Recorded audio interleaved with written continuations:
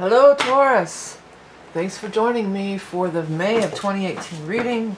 What a month it is for you. Happy birthday to all you Tauruses out there.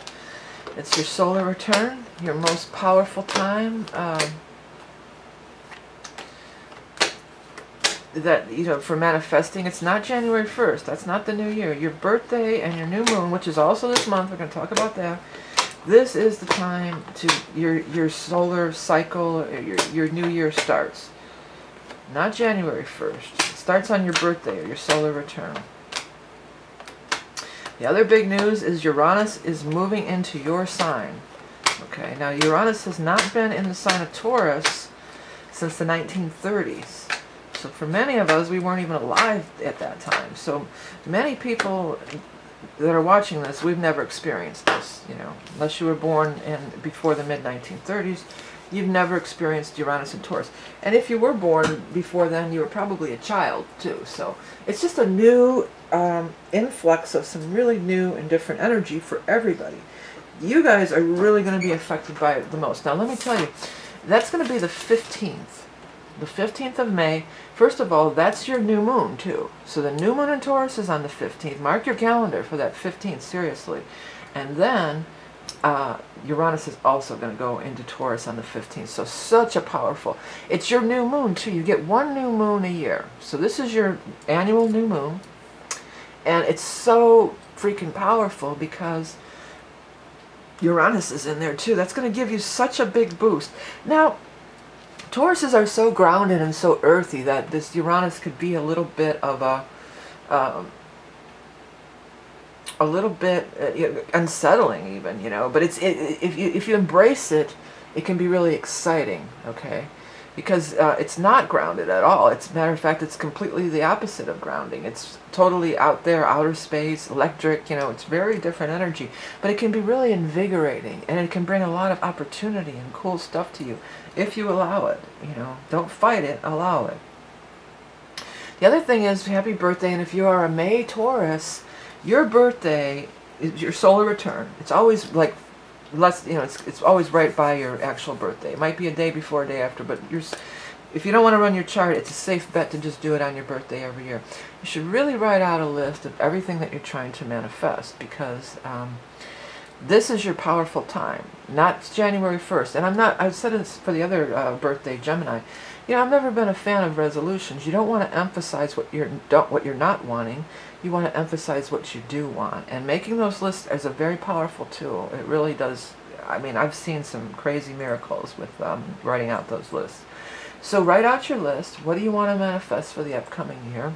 Get your energy in a good place, because it's going to carry through for the whole year. I also offer those astrology readings, that astrology report, and that is a kick-ass report. It's like 60-some pages long, and it gives every aspect for the whole year. So during your solar return is a great time to order. It's very affordable, $22, so check that out too. But all right, let's get into these cards here.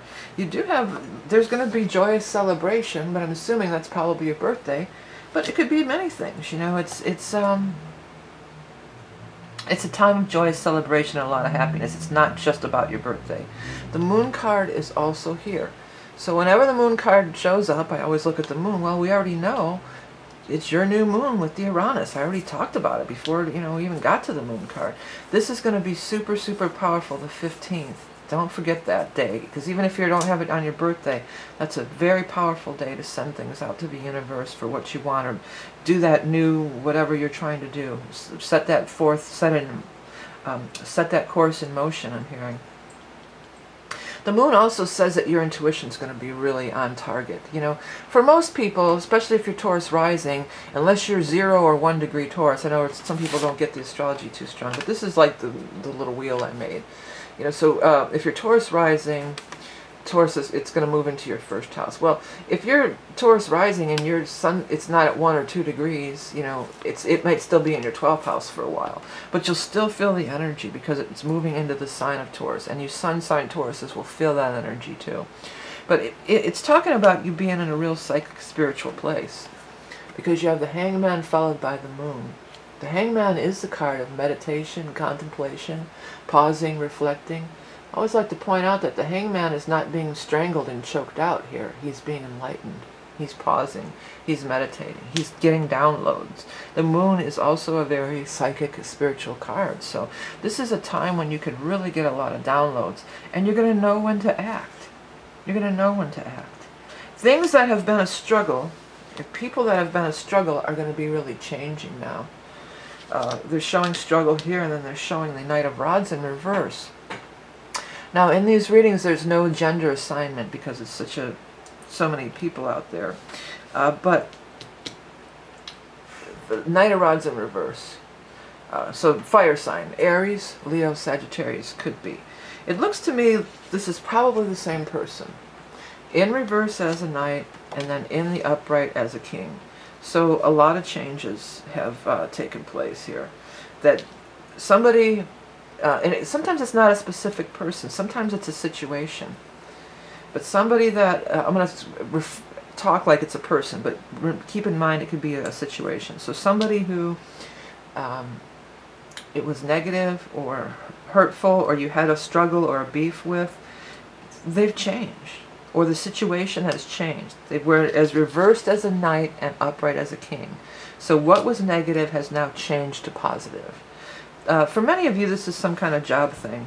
Because you got this too, that there could be a great opportunity to really do something you love, or something that you love that's been your passion project, to really get picked up at this time. With Uranus too, big time. Put it all out there. Put everything out there on on the internet too. Because Uranus is all this electronic media and everything. People would see it, they'll notice it.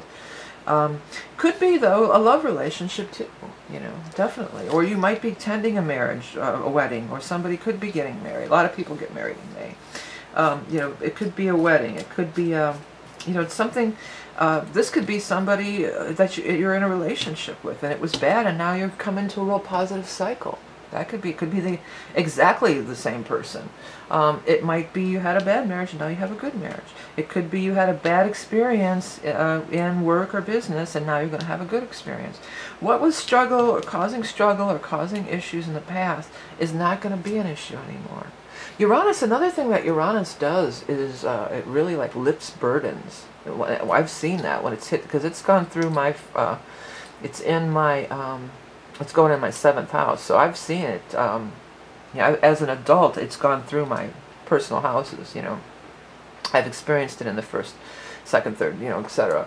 And a lot of times, Uranus will come along and just lift something off of you, because it is so unbound by earthly thing. It could really bring it to the next level. It could really make you see it from a higher perspective. It could, you know, it can really rip those restrictions right away in an instant, quickly. You know, it's magical like that.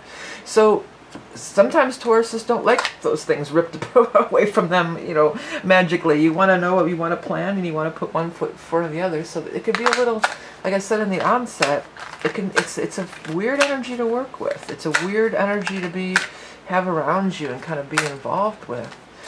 Expect the unexpected with Uranus, but if you go with it, you know, don't try to fight it, just go with it and accept the blessings that it's bestowing upon you. Some really cool stuff could show up. Really cool. Okay, well, those are too many. But I'm trying to go about over here and get that animal totem card for our Taurus friends. I think I've got it here, the hummingbird. Yeah, love. There's some love stuff. This is confirming. If you're single, this could be a major love person showing up. Definitely. Love abounding, laughter and joy. Elevated vibrations bring glimpses of magic. I was just talking about magic. The fairy folk surely dance nearby.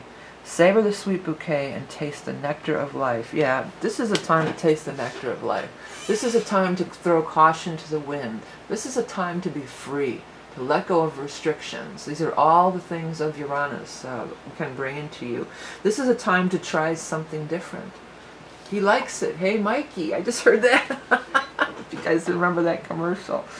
He won't eat it. He hates everything. Oh, he likes it. It could be one of those kind of things. Like, I don't like that. I know I don't like that. Oh, wow, maybe I do, you know.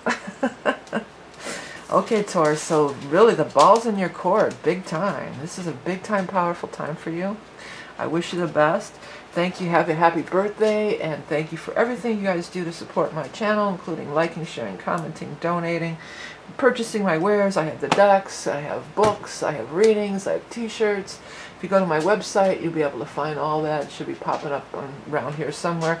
And if people said they've had trouble finding me, please do check out, you can subscribe and you'll never miss a forecast. So thanks again. Remember that you are love and beauty incarnate. Have a great birthday, great solar return, great Uranus in your sign, and I'll speak to you soon.